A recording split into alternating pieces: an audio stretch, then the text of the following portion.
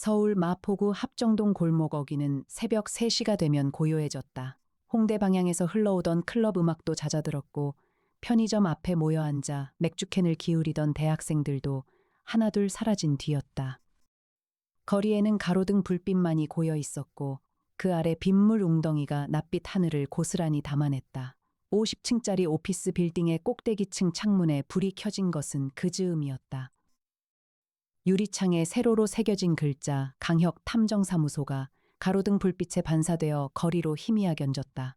누군가 깊은 밤에도 잠들지 못하고 있다는 증거였다. 강혁은 사무소 중앙의 원형 테이블 위에 흩어진 서류들을 들여다보고 있었다. 서울지방경찰청 강력계에서 12년을 보낸 이 남자는 사직서를 제출하고 탐정 면허를 취득한 뒤에도 새벽에 잠드는 습관을 끝내 고치지 못했다. 손에는 식어버린 아메리카노 컵이 들려 있었다. 그는 그것을 마시지 않은 채로 오른손에 쥐고만 있었다. 형사 시절의 버릇처럼 뭔가를 손에 쥐어야 생각이 정리되었다. 전화기가 울렸다. 사무소 직통 번호였다. 새벽 3시에 이 번호로 전화를 거는 사람이 있다는 것 자체가 이미 하나의 단서였다. 강혁은 잔을 내려놓고 수화기를 들었다. 강혁 탐정사무소입니다. 전화기 너머에서 여자의 목소리가 들렸다. 나이는 50대 중반에서 60대 초반으로 들렸다. 그런데 목소리가 이상했다. 무너지기 직전의 구조물처럼 아슬아슬하게 버티고 있었다. 제 아들이 죽었어요. 강혁은 즉시 허리를 똑바로 세웠다. 성함이 어떻게 되십니까? 윤정자입니다. 윤정자. 경찰은 자살이라고 했어요. 근데 아니에요. 절대 아니에요. 우리 재우는 그런 아이가 아니에요. 강혁은 볼펜을 집어들었다. 그는 이미 알고 있었다. 경찰이 자살로 결론 낸 사건을 뒤집기 위해 이 새벽에 전화를 건 어머니라는 것을, 그리고 어머니는 언제나 옳은 경우가 많다는 것도. 내일 아침 9시에 사무소로 오십시오. 전화를 끊고 강혁은 잠시 그 자리에 서 있었다. 창밖에는 한강이 보였다. 마포대교가 희미한 불빛으로 반짝였다. 그는 고요하게 빛나는 다리를 바라보며 서울이라는 도시가 밤에 얼마나 많은 것을 삼키는지를 생각했다. 이튿날 아침 8시 45분, 이에나가 먼저 사무소에 도착했다. 이에나는 국립과학수사연구원 법화학과 출신의 분석화학 전문가였다. 세종, 어젯밤 이후에 접수된 의뢰 관련 정보 정리해줘. 사무소 한쪽 벽면을 가득 채운 AI 로봇 세종이 파란 빛으로 활성화되었다. 세종은 현재 시중에 공개된 최신 버전의 인공지능을 탑재한 사무소 전용 모델이었다. 음성 인식, 데이터베이스 분석, 법의학 시뮬레이션, 현장 재현 등 거의 모든 수사 보조 기능을 탑재하고 있었다. 의뢰인 윤정자, 1960년생, 서울 성북구 거주, 아들 윤재우, 1992년생, 향년 32세. 사망일 2024년 11월 14일, 서울 종로구 소재 고시원 내 사망 발견, 경찰 최종 결론 자살, 유서 없음. 쌓인 혈액과다 손실로 인한 사망. 이에나는 세종의 목소리를 들으며 동시에 손으로 태블릿에 메모를 기록했다. 그녀의 손가락은 매우 빠르고 정확하게 움직였다. 유서 없음에 혈액과다 손실. 자살 방법은 경찰 기록상 좌측 손목 절개로 보고되었습니다. 그러나 혈액 손실량과 절개 형태에 관한 법의학 소견은 수사 기록에 포함되어 있지 않습니다. 이에나는 눈썹을 미세하게 움직였다. 그것은 그녀가 무언가 이상한 점을 포착했을 때 나타나는 유일한 표정 변화였다. 포함되어 있지 않다는 게 누락이야? 아니면 원래 기록 안 된 거야? 수사 기록 자체가 단 12시간 만에 종결 처리되었습니다. 담당 형사는 성북경찰서 소속 이상건 경위입니다. 이에나가 그 이름을 메모에 밑줄로 표시한 순간 강혁이 사무소 문을 열고 들어왔다. 강혁은 빈틈없이 정돈된 인상의 남자였다. 눈빛이 서울 시내 CCTV처럼 조용하고 정확하게 주변을 훑었다. 그는 사무소 안을 들어서자마자 자신도 모르게 형사 시절의 버릇을 반복했다. 있는 것, 없는 것, 어색한 것. 테이블에 놓인 2개의 커피잔 중 하나가 이미 반쯤 비어 있었다. 이에나가 일찍 출근했다는 증거였다. 세종의 화면이 활성화된 채였다. 이미 조사가 시작되었다는 증거였다. 그리고 이에나의 표정. 평소보다 미세하게 굳어 있었다. 뭔가 이미 발견했다는 증거였다. 뭐가 걸렸어요, 애나 씨? 그것은 질문이 아니었다. 확인이었다. 이에나가 태블릿을 내밀었다. 강혁은 그것을 받아들고 화면을 내려다보았다. 12시간 종결, 법의학 소견 없음, 담당 형사 이상건, 탐정님 아시는 분이에요? 강혁은 잠시 아무 말도 하지 않았다. 이상건, 그 이름을 입안에서 천천히 굴렸다. 강력계 시절 한번 마주쳤던 인물이었다. 무언가를 기억해낼 것 같으면서도 정확한 윤곽이 잡히지 않는 그런 이름이었다. 나중에 확인합시다. 오전 9시 정각에 윤정자가 도착했다. 그녀는 검정 코트를 입고 있었고 손에는 낡은 손가방을 쥐고 있었다. 얼굴은 슬픔과 며칠간의 불면이 겹쳐 움푹 꺼진 상태였다. 그러나 눈빛은 살아있었다. 그것이 강혁의 눈에 가장 먼저 들어왔다. 무너진 듯 보이는 사람이지만 쉽게 포기할 사람이 아니라는 것. 강혁이 그녀에게 소파를 권했다. 이에나가 따뜻한 차를 가져다 놓았다. 강혁은 마주 앉아 그녀가 먼저 말을 시작하기를 기다렸다. 재우가 죽은 건 11월 14일이에요. 종로구 창신동 고시원 301호였어요. 경찰은 다음 날 오전에 전화해서 자살이라고 했어요. 재우는 유서를 남기지 않았어요. 그리고 재우는 이유가 없었어요. 취업 준비 중이었지만 나름 잘 버티고 있었어요. 3일 전에 제가 전화했을 때도 밥도 먹고 있다고 했고 이번 달 안에 면접 보러 간다고 했어요. 강혁은 노트에 날짜를 적었다. 마지막 통화가 11월 11일이었군요. 네. 그리고 3일 뒤에 죽었어요. 재우 씨 친구나 주변 사람 중에 최근에 접촉이 있었던 분 아십니까? 박도현이라는 친구가 있어요. 대학 동기예요. 재우가 죽기 열흘 전쯤에 만났다고 하던데요. 그 애도 뭔가 이상하다고 하더라고요. 이상하다는 게 구체적으로 무슨 말씀이셨어요? 윤정자는 손가방을 꽉 쥐었다. 재우 몸에 멍 같은 게 있었다고요. 팔에 주사 맞은 것처럼 생긴 자국이 여러 개. 재우는 마약 같은 거 절대 안 해요. 그런데 경찰은 그게 스스로 한 거라고만 했어요. 강혁은 펜을 멈추지 않았다. 그러나 그 단어가 들어오는 순간 무언가가 그의 머릿속에서 빠르게 연결되기 시작했다. 주사 자국 복수, 혈액과다 손실, 법의학 소견 없음, 12시간 종결. 그가 형사 시절에 가장 두려워했던 것이 있었다. 하룻밤 사이에 한 사람의 평생이 지워지는 것, 그리고 그것이 아무 이유도 없이 처리되는 것. 의뢰를 받겠습니다. 강혁이 말했다. 이에 나는 강혁보다 먼저 창신동 고시원 앞에 도착해 있었다. 그녀는 이미 건물주에게 연락을 취해 301호 출입 동의를 받아두었고 주변 CCTV 위치와 작동 여부까지 사전에 파악해 두었다. 강혁이 무인 승용차에서 내리자 이에나가 간단히 브리핑했다. 건물 CCTV는 1층 입구 한 대뿐이에요. 외부 방범 카메라는 3곳인데 그중 2곳은 11월 14일 당일 오전부터 작동 중단 상태였어요. 사전에 끊어진 거군요. 확인 중이에요. 세종한테 해당 구역 전력 기록 조회 요청해 놨어요. 둘은 3층 계단을 올라 301호 앞에 섰다. 경찰 봉인 테이프가 아직 걸려 있었지만 수사는 이미 종결된 상태였다. 강혁이 장갑을 끼고 문을 열었다. 방은 작았다. 2평 남짓되는 전형적인 고시원 방이었다. 창문은 없었고 복도 쪽 환기창 하나만 있었다. 침대, 책상, 작은 냉장고, 그리고 책상 위에는 공무원 시험 교재들이 가지런히 쌓여 있었다. 강혁은 들어서자마자 순서대로 시선을 움직였다. 있는 것, 교재들, 벽에 붙은 시험 일정표, 책상 위 물컵 하나, 침대 위 구겨진 이불 없는 것, 유서, 그리고 혈흔, 어색한 것. 강혁이 멈췄다. 그는 바닥을 내려다보았다. 혈액과다 손실로 사망한 사람이 있었던 방이었다. 그런데 바닥에 혈흔이 너무 적었다. 경찰 기록에는 손목 절개로 혈액 손실이 사인이라고 되어 있었다. 그 정도 출혈이라면 이 좁은 방 바닥에 반드시 넓게 퍼진 자국이 남아야 했다. 애나 씨, 여기 봐요. 이애나가 다가왔다. 강혁이 손전등을 침대 발치 쪽 바닥에 비추었다. 어두운 얼룩이 매우 작은 면적에만 집중되어 있었다. 손목 절개 사망치고는 혈흔 범위가 너무 좁아요. 이에나가 무릎을 꿇고 바닥을 살폈다. 이미 혈액이 대부분 빠져나간 상태에서 여기 옮겨졌을 가능성이 있어요. 또는 누군가 혈액을 채취한 다음 시신을 이 방에 가져다 놓았거나 둘 사이에 짧은 침묵이 흘렀다. 강혁은 책상 위 물컵 옆에 놓인 작은 쪽지를 발견했다. 경찰이 지나쳤거나 무시한 듯 봉인 테이프 범이 바깥에 놓여 있었다. 그는 장갑 낀 손으로 조심스럽게 들어올렸다. 종이에는 글자 하나만 적혀 있었다. 시오, 흰 백자.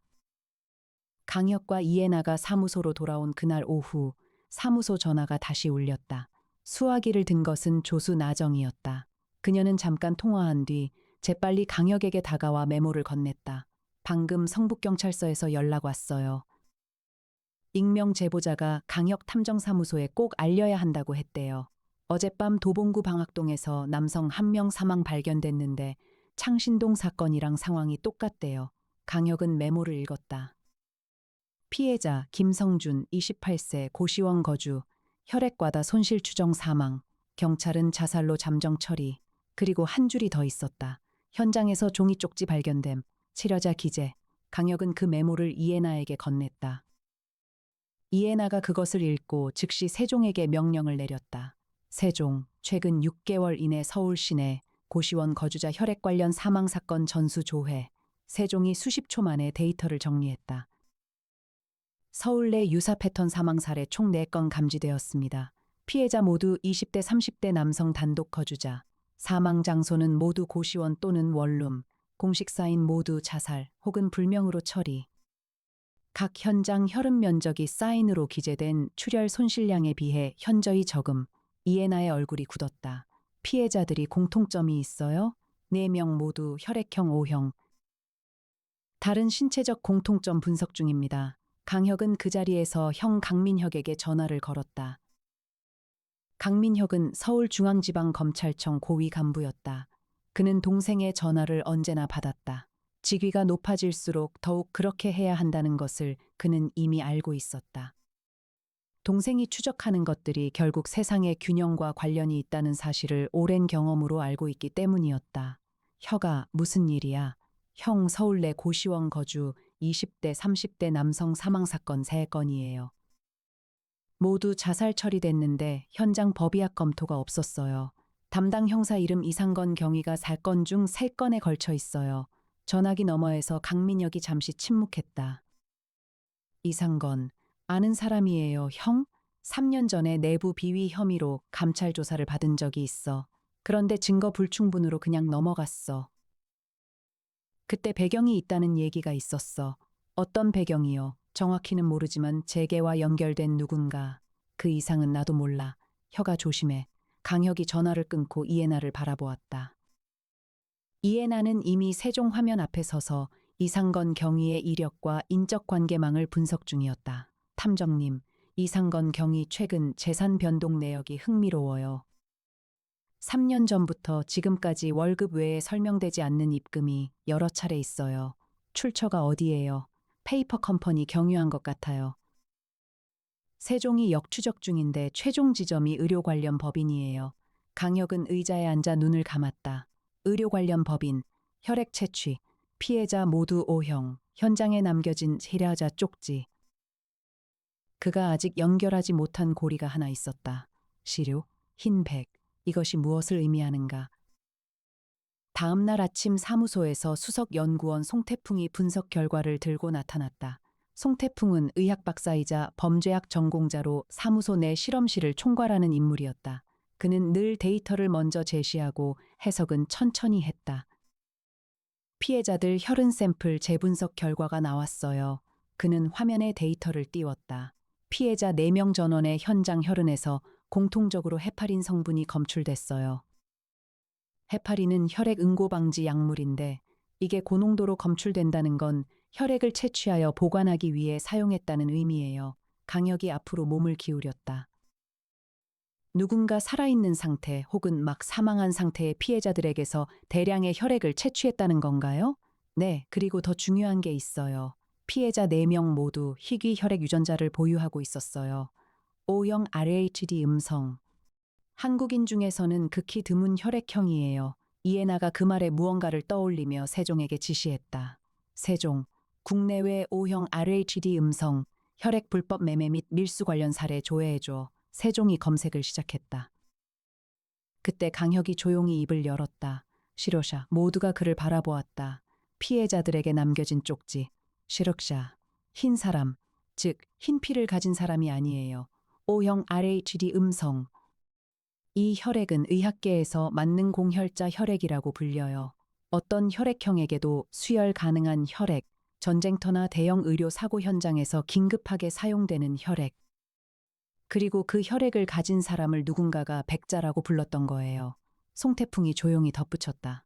그런데 강혁 씨, 그 쪽지가 왜 현장에 남겨졌는지 아직 해석이 안 돼요. 범인이 스스로 표식을 남기는 이유가 뭐죠? 강혁은 그 물음에 즉시 답하지 않았다. 그것이 이 사건의 핵심 중 하나라는 것을 그는 이미 느끼고 있었다. 범인은 단순히 혈액을 채취하는 것이 목적이 아니었다.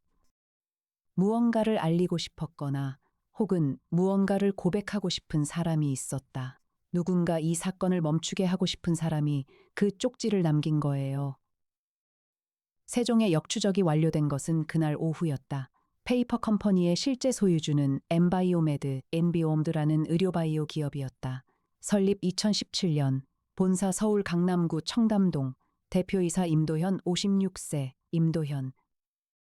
이해나는 그 이름을 검색창에 입력했다. 2017년에 설립됐고 현재 코스닥 상장사예요. 주요 사업은 혈액 기반 세포 치료제 연구 개발이에요. 그런데요, 이해나가 화면을 확대했다.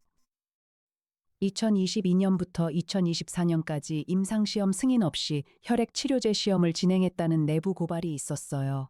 보건복지부에 접수됐지만 조사가 흐지부지 됐어요. 강혁이 그 화면을 바라보며 고개를 끄덕였다. 임상시험에 필요한 희귀 혈액을 구하는데 한계가 생긴 거예요. O형 RHD 음성 혈액은 헌혈로는 공급이 턱없이 부족해요. 그래서 그들은 다른 방법을 택했어요. 그게 이 살인이에요? 네. 강혁은 이미 다음 수순을 생각하고 있었다. 임도현에게 접근해야 해요. 그런데 정면으로 가면 안 돼요. 이 사람은 법조계와 의료계 양쪽에 선을 깔아둔 사람이에요. 정면 충돌은 증거를 사라지게 만들어요. 이해나가 테이블 위에 태블릿을 내려놓았다. 방법이 있어요. 이해나의 계획은 간단하고 정교했다. 강혁 사무소가 의뢰를 받은 척하고 엠바이오메드의 클라이언트로 위장하여 내부에 침투하는 것이었다. 이해나는 세종을 이용해 바이오 투자회사 위장법인 서류 일체를 만들었다. 강혁 탐정사무소의 공식 라인은 건드리지 않았다. 모든 접촉은 이해나가 직접 했다. 그녀는 국과수 출신의 분석화학 전문가였고 바이오 업계 용어에 능숙했다. 약속 당일 이해나는 임도현의 청담동 사무실로 들어갔다. 강혁은 사무소 옥상 헬리포트 옆에 서서 세종 드론이 보내오는 실시간 영상을 모니터링했다. 이해나는 임도현과 마주 앉아 투자 의향서를 꺼냈다. O형 RHD 음성 세포치료제 파이프라인에 투자하고 싶어서요.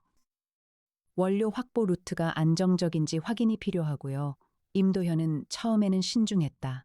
그러나 이해나가 구체적인 임상 프로토콜과 혈액 수급 관련 질문을 연속으로 던지자 그의 경계가 미세하게 무너지기 시작했다. 그는 이 여성이 업계를 알고 있다고 판단했다. 업계를 아는 투자자는 덮어두지 않아도 된다고 생각했다. 임도현은 낮은 목소리로 말했다. 정식 루트로는 공급이 제한적인 게 사실이에요. 하지만 우리는 별도의 소싱 채널을 운영하고 있어요. 이해나는 눈을 깜빡이지 않았다. 어떤 채널이에요? 직접 공여자를 모집하는 방식이에요. 자발적으로요? 임도현이 잠시 멈추었다. 그리고 그가 대답하기 직전에 이해나는 이미 손가방 안에 초소형 녹음기가 제대로 작동 중임을 확인했다. 자발적인 경우도 있고 아닌 경우도 있어요. 그것으로 충분했다. 사무소로 돌아온 이해나가 녹음 파일을 이메일로 강민혁에게 전송하는 동안 강혁은 창밖을 바라보고 있었다. 그때 사무소 인터폰이 울렸다. 나정희가 화면을 확인하고 고개를 돌렸다. 형사 한 명이 왔어요. 이상건이라고요. 강혁과 이해나의 눈이 마주쳤다. 강혁이 고개를 끄덕였다. 이상건은 50대 초반의 남자였다. 중간 키에 어딘가 기름진 인상이었다. 그는 사무소 안으로 들어서며 주위를 둘러보았다. 강혁 사무소의 내부를 보고 잠깐 멈칫했다. 최첨단 시설들과 세종 로봇, 그리고 차분하게 자신을 응시하는 강혁. 뭔 도움이 필요하셔서 오셨습니까? 강혁이 먼저 말을 건넸다. 이상건이 소파에 앉았다. 창신동 사건 건드리지 마세요. 이미 종결된 사건이에요. 종결 요건을 갖췄습니까? 법적으로요. 법적으로가 아니라 사실로요. 이상건의 눈가가 좁아졌다. 강탐정, 이 사건은 당신이 생각하는 것보다 훨씬 복잡해요. 손대면 손뗄수록 당신 주변 사람들이 위험해질 수 있어요. 강혁은 표정 하나 변하지 않았다. 경위님, 그 말씀은 위협입니까? 경고입니까? 이상건은 잠시 그를 바라보다가 자리에서 일어났다. 그냥 조언이에요. 그가 사무소를 나간 뒤 이해나가 강혁의 옆에 섰다. 그가 여기 온 건 우리가 어디까지 알고 있는지 파악하러 온 거예요. 알고 있어요. 그럼 알면서 왜 그냥 보냈어요? 그가 여기 온 것 자체가 정보예요. 그리고 강혁은 이상건이 나간 문 쪽을 바라보았다. 그는 혼자 온 게 아니에요. 이해나가 즉시 세종 드론을 외부에 배치하도록 지시했다. 그날 밤 세종이 빌딩 외부 드론 영상을 분석한 결과 이상건이 사무소를 나온 뒤 건물 앞 골목에 세워진 검정 SUV에 탑승했고 그 차가 이후 청담동 방향으로 이동했다는 것이 확인되었다. 강혁은 이미 며칠 전부터 세종에게 지시해 두었던 또 다른 분석 결과를 기다리고 있었다. 피해자 4명의 동선 분석. 그들은 모두 사망 직전 동일한 장소에 방문한 이력이 있었다. 종로구 삼청동에 위치한 케어클리닉 종로라는 의원이었다. 강혁은 그 이름을 보고 윤정자의 말을 떠올렸다. 팔에 주사 맞은 것 같은 자국. 케어클리닉 종로는 무료 건강검진을 제공하는 것으로 지역 내 청년 구직자들 사이에 소문이 나 있었다. 취업준비생, 고시원 거주 청년들이 주로 방문하는 곳이었다. 건강검진을 빙자해 혈액형과 희귀 혈액 보유 여부를 파악하고 그 정보를 엠바이오메드에 넘겨서 대상자를 선정한 것이었다. 그리고 선정된 100자들은 이후 추적되었다. 이에 나가 케어클리닉 종로의 법인 등록 정보를 조회했다. 대주주, 엠바이오메드 자회사. 강혁은 그 순간 하나의 그림이 완성되는 것을 느꼈다. 그런데 아직 하나의 물음이 남아 있었다. 현장에 쪽지를 남긴 사람. 범행에 가담했지만 누군가에게 알리고 싶었던 사람. 그 사람은 누구인가? 강혁은 케어클리닉 종로에 직접 방문하기로 했다.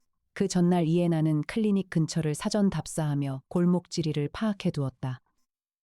강혁이 골목이나 좁은 공간의 지형을 본능적으로 읽는다는 것을 알았지만 그래도 미리 준비해 두는 것이 이해나의 방식이었다. 강혁은 클리닉에 들어서며 자신을 취업 준비생으로 소개했다. 안내 데스크의 직원이 친절하게 검진 신청서를 내밀었다.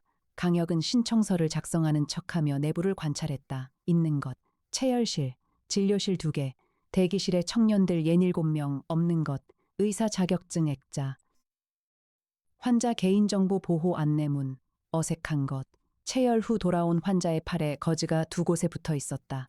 혈액을 한번 채취할 때 거즈가 2군데 붙는 경우는 없었다. 강혁은 진료실로 들어섰다. 의사는 40대 남성이었다. 그런데 강혁이 그와 눈을 마주친 순간 그 사람의 눈 안에서 무언가를 읽었다. 두려움, 그리고 안도가 섞인 묘한 감정. 강혁은 조용히 물었다. 실언어라고 적힌 쪽지를 현장에 남긴 분이 선생님이죠. 의사의 얼굴이 굳었다. 그리고 그는 30초 동안 아무 말도 하지 않았다. 이어 그가 낮고 떨리는 목소리로 말했다. 제 이름은 박성호예요. 저는 이 일에서 나가고 싶었어요. 박성호는 2020년까지 서울 아산병원 혈액내과 전문의였다. 그가 케어클리닉 종로에 합류한 것은 2022년이었다. 당시 그는 심각한 재정 문제를 안고 있었다. 투자 실패와 이혼이 겹쳐 수억 원의 부채를 지고 있었다. 그때 임도현이 접근했다. 처음에는 단순한 혈액 표본 분석 작업이었다. 희귀 혈액형 보유자를 확인하여 그 정보를 넘기는 것. 법적 회색지대에 있는 일이었지만 직접적인 범행과는 거리가 있었다. 그는 그렇게 믿으려 했다. 그런데 2023년 하반기부터 상황이 달라졌다. 확인된 대상자들이 실종되거나 사망했다는 소식이 들려오기 시작했다. 처음에는 우연이라 생각했다. 2번째도 그렇게 생각하려 했다. 3번째 소식을 들었을 때 그는 클리닉 내부 보관 서류에서 피해자들의 혈액 표본 수령 확인서를 발견했다. 임도현은 피해자들의 혈액을 살아있는 상태에서 강제 채취했고 이후 과다출혈로 사망에 이르게 한 뒤 자살로 위장한 것이었다. 박성호는 신고하려 했지만 이미 자신이 서류에 연루되어 있다는 것을 알았다. 경찰 담당 형사 이상건에게 가서 털어놓으려 했지만 이상건이 이미 임도현 편임을 깨달았다. 그는 혼자서 할 수 있는 유일한 방법을 택했다. 현장에 쪽지를 남기는 것. 누군가 이 기호를 알아보고 파고들어 주기를 바라는 마음으로 강혁은 박성호의 이야기를 끝까지 들었다. 지금 당장 제가 법적으로 보호할 방법을 찾겠습니다. 증언할 수 있겠습니까? 박성호는 오랫동안 테이블만 바라보았다. 그리고 고개를 들었다. 할게요. 그날 밤 강혁 사무소에 경고가 왔다. 전화가 아니었다. 이해나의 개인 차량 타이어가 모두 잘려 있었다. 그리고 나정이가 귀가하던 중 괴한 2명에게 미행을 당하다 가까스로 편의점으로 피신해 신고했다. 강혁은 강민혁에게 전화했다. 형, 지금 임도현이 움직이고 있어. 나정이 보호 요청이 필요해. 강민혁이 즉시 응했다. 알겠어. 검찰 쪽으로 박성호 증언 채널 만들어줄게. 경찰은 믿기 어렵잖아. 고마워 형. 혀가 임도현 인맥이 생각보다 깊어. 의료계 법조계만이 아니라 언론 쪽으로도 선이 있어. 서두르되 신중해야 해. 강혁은 전화를 끊고 이해나를 바라보았다. 이해나는 이미 세종에게 임도현 관련 모든 디지털 증거를 암호화 백업하도록 지시한 상태였다. 다음 행동은요? 임도현 본인을 직접 끌어내야 해요. 박성호 증언만으로는 임도현을 직접 연결하는 물증이 약해요. 그래서 임도현이 직접 움직이게 해야 해요. 어떻게요? 박성호가 내부 서류를 외부에 넘기려 한다는 정보를 임도현에게 흘려요. 임도현이 직접 회수하러 움직이면 그때 잡는 거예요.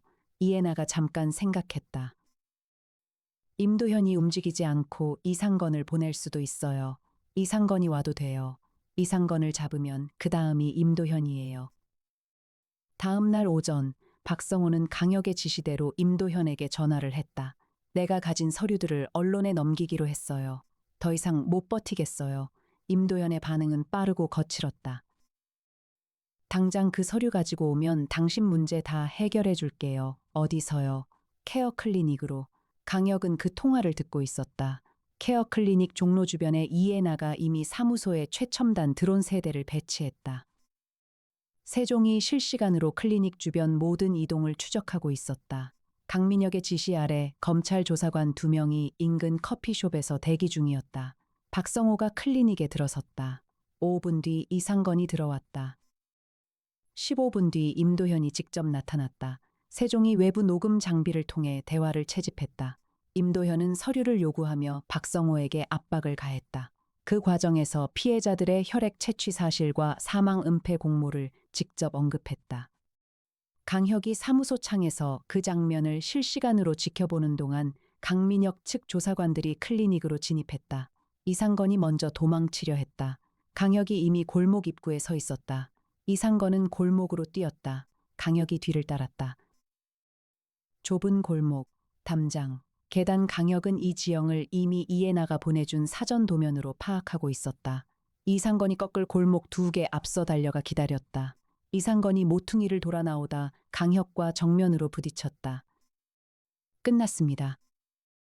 임도현과 이상건이 검찰로 넘겨진 것은 그날 저녁이었다. 그러나 강혁은 사무소에서 여전히 무언가를 생각하고 있었다. 이해나가 차를 들고 와서 옆에 앉았다. 탐정님, 뭐가 더 있어요? 강혁은 천장을 바라보다가 천천히 입을 열었다. 박성호가 처음 Y자 쪽지를 현장에 남기기 시작한 게 3번째 피해자 때부터예요. 그렇죠. 그런데 2번째 피해자 현장에도 쪽지가 있었어요. 이해나가 그 말에 순간 멈췄다. 맞아요. 세종도 초기에 4건 모두 치려자 쪽지를 확인했어요. 박성호는 3번째부터 양심의 가책을 느꼈다고 했어요. 그러면 2번째 쪽지는 누가 남긴 거예요? 이해나가 세종 앞으로 달려갔다. 세종, 1번째, 2번째 피해자 현장 쪽지의 필적과 3번째 피해자 현장 쪽지의 필적 대조해 세종이 분석을 시작했다. 15초 후 결과가 나왔다. 2번째 쪽지와 4번째 쪽지는 서로 다른 필적입니다. 강혁이 그 결과를 보고 눈을 감았다. 그렇다면 박성호 이전에 이미 내부에서 이 사건을 알리려 했던 사람이 따로 있었다는 거예요. 그리고 그 사람은 세 번째 피해자가 발생한 시점 이후로 더 이상 쪽지를 남기지 못했어요. 이해나의 목소리가 낮아졌다. 그 사람이 세 번째 피해자로 끝나지 않았을 수도 있어요. 맞아요. 그 사람도 당했을 수 있어요. 강혁이 눈을 떴다. 1번째 피해자 사망 직전 케어 클리닉을 방문한 사람 중 이후 행방이 불명확한 인물이 있는지 세종한테 조회시켜봐요. 세종이 조회를 시작했다. 10분 뒤 화면에 이름 하나가 떠올랐다. 유재성, 28세. 케어 클리닉 전 직원, 2024년 2월 퇴직 후 소재 불명. 강혁은 그 이름을 바라보았다. 유재성을 찾아야 해요. 유재성의 마지막 신용카드 사용 내역은 2024년 3월 8일이었다. 서울 도봉구 방학동의 편의점에서 삼각김밥과 음료를 구매한 것이 끝이었다. 방학동, 두 번째 피해자 김성준의 사망 장소도 방학동이었다. 이에 나는 세종을 통해 방학동 일대 고시원 명단을 조회했다. 유재성의 주민등록상 마지막 주소지는 방학동 소재 고시원 2층 2대 3호였다. 강혁과 이해나가 직접 현장으로 갔다. 고시원 주인은 유재성이 2024년 3월에 갑자기 사라졌다고 했다. 짐은 그대로 남겨두고 연락도 없었다고 했다. 경찰에 신고했습니까? 했어요. 근데 성인이 자발적으로 사라진 거라고 했어요. 강혁과 이해나는 203호 내부를 살펴보았다. 유재성의 방은 아직 그대로였다. 짐이 남아 있었다. 강혁은 그 작은 방 안에서 유재성이 남긴 흔적을 천천히 읽어나갔다. 책상 서랍 안에 작은 공책이 있었다. 강혁이 그것을 조심스럽게 꺼내 펼쳤다. 첫 장에 적혀 있었다. 나는 케어 클리닉에서 사람들을 죽이는 것을 보았다. 나는 막지 못했다. 나는 증거를 남기려 한다. 이 공책을 찾은 사람이 나를 찾아주기를 바란다. 그리고 그 아래 날짜 2024년 2월 28일. 그 다음 장부터는 케어 클리닉 내부의 기록이 꼼꼼하게 적혀 있었다. 피해자 이름들, 혈액형, 채취 날짜, 임도현의 이름, 이상건의 이름, 그리고 마지막 장에는 이런 문장이 있었다. 내가 쪽지를 남겼다. 시르샤. 누군가 이 말의 뜻을 알아주기를 바란다. 이 세상에는 피를 뽑혀도 아무도 찾지 않는 사람들이 너무 많다. 강혁은 그 공책을 오랫동안 들고 있었다. 이해나가 그의 옆에 서서 말했다. 유재성이 살아있을 가능성은요. 강혁은 잠시 눈을 감았다. 세종한테 임도현 은닉 자산 목록과 지방 소재 부동산 전수 조회시켜봐요. 임도현이 검찰 조사를 받는 동안 강혁은 이해나와 함께 세종이 추출한 임도현 명의 위장, 부동산 목록을 분석했다. 경기도 가평군 설악면 소재 농업회사 법인 명의의 단층 건물, 해당 법인 대표는 임도현의 처남이었다. 강혁은 그곳으로 향했다. 이해나가 운전했다. 최고급 승용차가 자동차 전용 도로를 빠르게 달렸다. 이해나의 운전은 언제나 침착하고 정확했다. 상황이 긴박해질수록 그녀의 손은 더 안정적으로 핸들을 잡았다. 목적지에 도착하니 낮은 철제 펜스로 둘러싸인 단층 창고형 건물이 있었다. 외관은 농업용 창고처럼 보였다. 강혁이 먼저 내렸다. 있는 것. 철제 펜스, 자물쇠, 건물 측면 환기구에서 나오는 희미한 불빛, 없는 것. 주변에 농업 관련 장비나 재배 흔적, 어색한 것. 창고 앞에 최근에 생긴 타이어 자국. 강혁과 이해나는 건물 측면으로 돌아갔다. 환기구 아래에서 낮고 희미한 소리가 들렸다. 이해나가 강혁에게 눈빛으로 신호를 보냈다. 강혁이 문 잠금 장치를 분석했다. 전자식 자물쇠였다. 이해나가 가방에서 소형 해킹 장비를 꺼내 10초 만에 잠금을 해제했다. 문이 열렸다. 안쪽에는 여러 개의 간이 침대가 놓여 있었다. 그중 하나에 사람이 묶여 있었다. 수염이 자란 젊은 남성이었다. 눈이 빛을 향했다. 살아있었다. 팔에는 여러 개의 주사 자국이 있었다. 강혁이 다가갔다. 유재성 씨입니까? 남자가 고개를 끄덕였다. 강혁은 그의 손을 묶은 결박을 풀기 시작하면서 말했다. 이제 괜찮아요. 다 끝났어요. 임도현은 살인 방조, 불법 혈액 채취, 증거 인멸 사주 혐의로 구속 기소되었다. 이상건은 직권 남용, 수사 무마, 술해 혐의로 파면 및 구속 기소되었다. 박성호는 자수와 수사 협력을 인정받아 기소유예 처분을 받았다. 그는 의사 면허를 반납했고 피해자 가족들에게 공개 사과문을 발표했다. 케어 클리닉 종로는 폐업했다. 유재성은 12달 가까이 감금되어 있는 동안 6차례에 걸쳐 혈액이 채취되었다. 그는 한 달간 입원 치료를 받은 뒤 퇴원했다.